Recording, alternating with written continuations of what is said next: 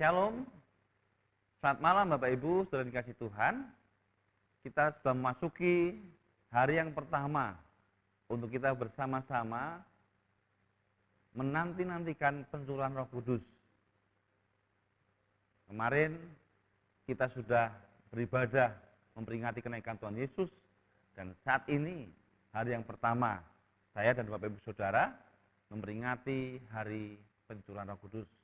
Dikarenakan situasi kondisi yang ada 10 hari ke depan kita akan beribadah di rumah kita masing-masing.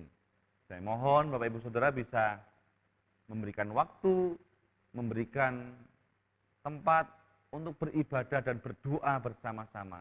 Dengan situasi keadaan yang seperti ini, saya percaya kuasa Roh Kudus, pencurahan Roh Kudus benar-benar dinyatakan dalam kehidupan saya dan Bapak Ibu Saudara. Untuk hari yang pertama saat malam ini, saya mengajak Bapak Ibu Saudara belajar akan firman Tuhan, dan bila firman Tuhan malam ini boleh menjadi berkat dalam kehidupan kita semuanya. Sebelum kita mendengarkan firman Tuhan, belajar firman Tuhan, terima berkat firman Tuhan, mari kita berdoa terlebih dahulu. Mari kita berdoa. Tuhan, kami bersyukur untuk berkat-Mu saat malam hari ini.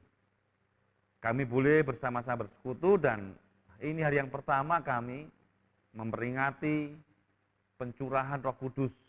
Kami menanti-nantikan pencurahan Roh Kudus atas kehidupan kami.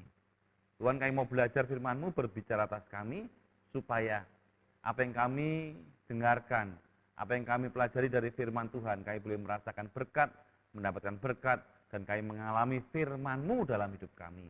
Dalam nama Tuhan Yesus Kristus, kami berdoa dan mengucap syukur. Amin. Saudara, saya dan Bapak Ibu Saudara kemarin sudah mendengarkan firman Tuhan dari Pendeta Paulus Rusbiati, bagaimana kenaikan Tuhan Yesus itu menjadi berkat dalam kehidupan kita sebagai orang percaya, supaya Tuhan Yesus menjadi imam agung bagi kita, supaya kita bersuka cita dan kuat menghadapi keadaan sekarang ini. Malam ini saya mengajak Bapak Ibu Saudara belajar apa yang dilakukan oleh para murid setelah mereka ditinggalkan oleh Tuhan Yesus naik ke surga. Saya hanya mengajak kita bersama-sama belajar dua hal yang dilakukan oleh para murid saat mereka ditinggalkan oleh Tuhan Yesus naik ke surga. Lukas pasal 24 ayat 50 hingga 53, saya akan bacakan bagi Bapak Ibu Saudara semuanya. Lalu Yesus membawa mereka keluar kota sampai ke Betania.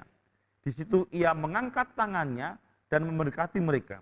Dan ketika ia sedang memberkati mereka, ia berpisah dari mereka dan terangkat ke surga. Perhatikan ayat 52 yang akan kita pelajari. Mereka sujud menyembah kepadanya, lalu mereka pulang ke Yerusalem dengan sangat bersukacita. Mereka senantiasa berada di dalam bait Allah dan memuliakan Allah. Hal yang pertama, setelah mereka ditinggal oleh Tuhan Yesus, mereka pulang ke bait Allah dengan suasana yang sangat bersukacita. Ini berbanding terbalik dengan apa yang terjadi saat Tuhan Yesus menampakkan diri kepada para murid di pinggir danau atau pantai Tiberias. Bagaimana saat itu Petrus mungkin merasakan kesedihan karena ditanya oleh Tuhan Yesus sampai ketiga kalinya. Para murid merasa ketakutan karena mereka kembali ke kebiasaan lama mereka. Namun di ayat ini kita melihat para murid sangat bersukacita meskipun mereka ditinggal. Kita telah belajar beberapa hal kemarin. Sukacita yang sangat dirasakan oleh para murid.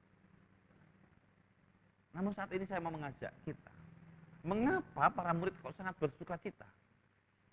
Saya yakin salah satu sebabnya, mereka meyakini, mereka mempercayai bahwa mandat, tugas, tanggung jawab yang Tuhan berikan kepada mereka bukan suatu beban, namun menjadikan mereka menerima suatu kehormatan. Itu yang membuat mereka sukacita. Itu yang membuat mereka bahwa tugas tanggung jawab untuk menerima mandat, menerima perintah daripada Tuhan, bukan beban, namun itu kehormatan bagi mereka. Mereka merasakan bahwa mereka itu siapa. Kalau mereka dipilih, mereka diberi mandat oleh Tuhan, itu adalah satu kehormatan yang sangat luar biasa. Demikian juga dalam kehidupan saya dan Bapak Ibu Saudara. Kalau saya dan Bapak Ibu Saudara dipilih menjadi anak-anak Allah, menjadi umat Tuhan, ditentukan untuk melanjutkan karya Kristus di tengah-tengah masyarakat yang ada, bukan karena kita lebih baik dibanding dengan orang lain, bukan karena kita lebih pandai dibanding orang lain, namun menurut saya, ini satu kehormatan yang Tuhan berikan, memilih kita. Pencurahan Roh Kudus akan dinyatakan bukan memilih orang yang pandai, bukan memilih orang yang lebih daripada yang lain. Namun itu adalah kehormatan yang Tuhan berikan. Demikian juga dalam kehidupan saya dan Bapak Ibu Saudara, saya yakin kita boleh sangat bersuka cita dengan situasi kondisi sekarang. Meskipun situasi yang seperti ini, biarlah pencurahan Roh Kudus itu boleh membuat kita sangat bersuka cita. Hal yang kedua, ini yang menjadi dasar mengapa dalam 10 hari ke depan kita harus mengadakan ibadah 10 hari pencurahan Roh Kudus. Ayat 53 katakan, mereka senantiasa berada di dalam bait Allah dan memuliakan Allah. Ini yang menurut saya dasar mengapa kita semuanya harus bersekutu, berkumpul dalam 10 hari ke depan. Karena Tuhan menjanjikan ada pencurahan Roh Kudus yang dilakukan oleh mereka senantiasa berada di bait Allah dan memuliakan Allah.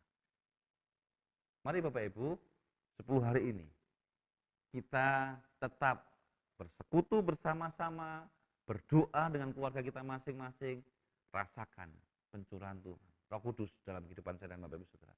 Saya yakin Tuhan juga akan menyatakan pertolongan pencurahan Roh Kudus-Nya dalam kehidupan kita. Terimalah karunia-karunia kudus dalam kehidupan saya dan Bapak Ibu Saudara. Dua hal ini sangat bersuka cita dan senantiasa berada dalam bait Allah, memuliakan Allah. Mari Bapak Ibu, 10 hari ini rasakan karya-karya Roh Kudus dalam kehidupan saya dan Bapak Ibu Saudara. Kiranya Tuhan berkati, dan ini hari yang pertama di mana kita bersama-sama menanti-nantikan pencurahan Roh Kudus bagi saya dan Bapak Ibu Saudara. Tuhan berkati kita semuanya. Amin.